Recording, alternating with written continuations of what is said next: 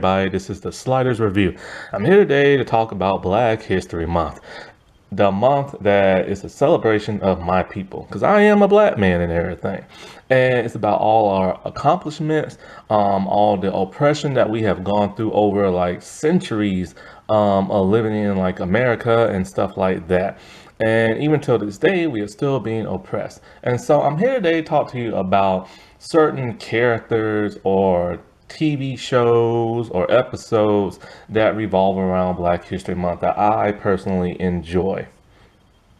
So I'm here today to talk to you about Power Rangers Lost Galaxy Green Courage. Lost Galaxy is my all-time favorite Power Ranger season. It was when it was starting the transition of getting away from the Zordon era.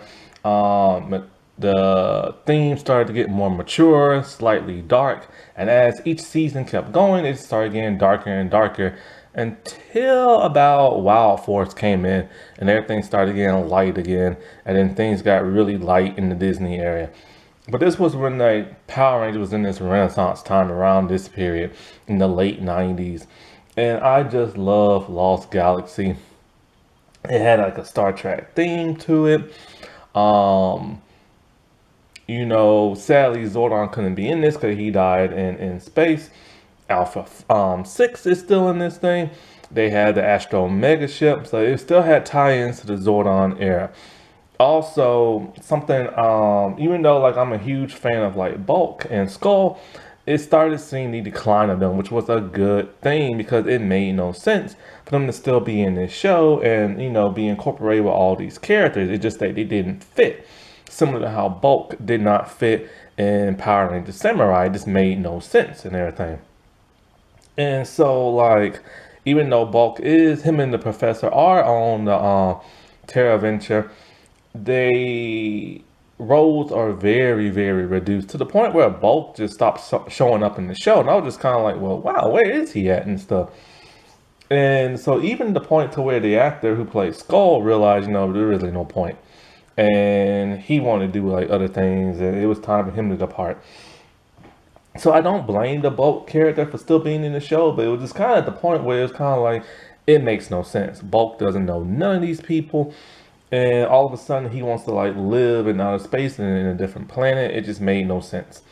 And so but oh, by the way, since it is Black History Month, this is a Damien centered focus episode.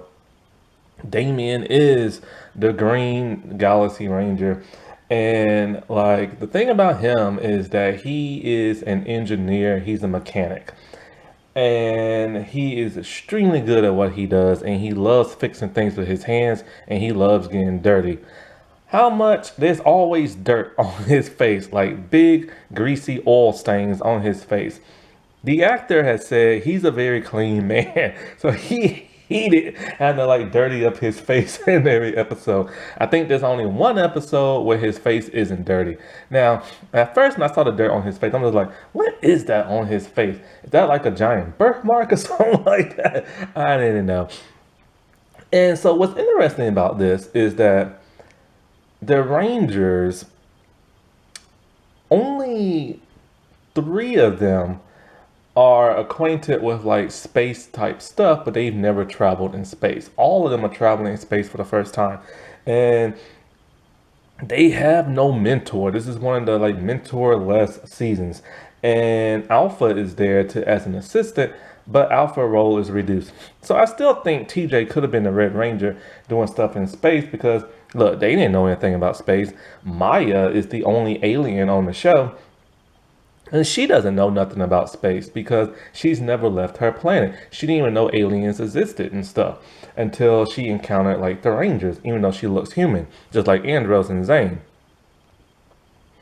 And so what's interesting also about this is that Damien, Maya, and Leo are technically stowaways on Terra Venture.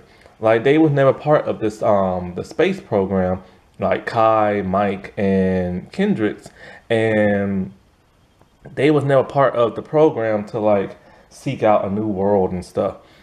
But situation happened where like Maya went through like a wormhole and everything and met the, oh no, I think I met the other Rangers. They went back before they was Rangers, and it's just like a whole bunch of shenanigans that happened. And the thing about Damien is that he got there through the wormhole and away from Earth because he was just a mechanic, dude working in like the museum, on like the Astro Mega ship, which was like a museum at that time. They turned the entire ship into like a museum. And but it was never really explained because the in space Rangers still had their powers. They still had the ship. Why was it now a museum? Where are the Space Rangers? Why are the Morphers still locked up in the spaceship? Why is there like a new team? And also with this season, this was like the first Rangers to ever have like jobs, and possibly the first adult Rangers, but we never knew the age of the alien Rangers. So they might be the first one, they might not be. And so he was just like a mechanic. And in comes Kai, who needed to get through the wormhole to rescue his fellow soldiers. He didn't know how to fly the ship, Damien did, and so he flew it into the wormhole. Ironically, and this is also one of them seasons when they started wearing the same outfits every episode. They started doing that when in space, but they also wore the individual clothes when they went to Earth. Here, um, they wear the same uniforms in every episode. Leo wears the same outfit, his civilian clothes. So does Maya. Damien rarely takes off his like jumper and stuff. And it's just like so funny because it's just like this green thing. And it was also like it's weird because it's the same green mechanic outfit he wore when he was on Earth, and now he just added like the patch of like the Terra Venture thing. And so it's funny because nobody never asked, "Hey, dude, who are you? And why are you here?" Like, they never asked that about him, Maya, or Leo and stuff. But on to this episode. So he's fixing stuff on Terra Venture, and because when you look at Terra Venture, it looks like it's a city, but it's a simulated like space station and stuff. And so he's fixing something in the control room, and in comes the counselors. She drops one paper, and he goes to pick it up and give it to her when he's greeted by the guards, who are ready to arrest him because he came too close near the counselor and stuff. And as they're on search for a new world, all of a sudden our villains, Trakina, her ship is hit by an asteroid. It's an asteroid belt? No, asteroid like I forgot what it's called. I'm just gonna call it an asteroid storm. But a bunch of asteroids are like hitting like the ship and everything. And so it damaged their engines. And they have to get out of there before the next wave of asteroids come and destroy them. So they need a mechanic. So what do? They send the steam wingers on over to Terra Venture disguised as humans to steal one of the council people. Damien sees this and he tries to stop the monster, but the lady is like zapped by the monster and transported. Um, he just wasn't like strong enough to like do it. And even though like he was like morphed and like all this other stuff. And I gotta say, when he's morphed, I love these costumes, but he is my second favorite Green Ranger costume. Like my favorite all-time Green Ranger costume is Mighty Morphin when Tommy had it. Other than that, most Green Rangers costumes just didn't look all that flattering, but his was cool. It had a nice shade of green, it had a nice helmet and everything. The next Green Ranger costume I like was Cam from Ninja Storm. That samurai outfit was awesome. And so like so he's upset now because he tried to save this woman and he couldn't, and he feels guilty. Well, Trakina sends a message to Terra Venture talking about they want their best engineer mechanic to go onto the ship. The council lady tells the people of Terra Venture, do not send nobody over to rescue me. Like, she just let her be like a lost cause and everything. Anyway, Damien is determined to get on that ship and fix, you know, like, not to fix it and also get the council lady back. He just feels so guilty because he's a hero, he's a ranger, and he couldn't even protect the council lady. And the council lady is basically like the president of like the Terra Venture thing, her and the other council member. And so like when the people in the control room are like the captain dude. They're trying to like determine who should go over there and if they should send anybody over there. He volunteers. He will go over there and get her back and everything. So him and Mike, they go over there on the ship. But Leo, being the stowaway that he is, he tagged along because he figured there's no way Damien is going to be able to fix the thing and also rescue the woman, and they might double cross him. So he's going to go as backup and look for it and sneak around on the ship.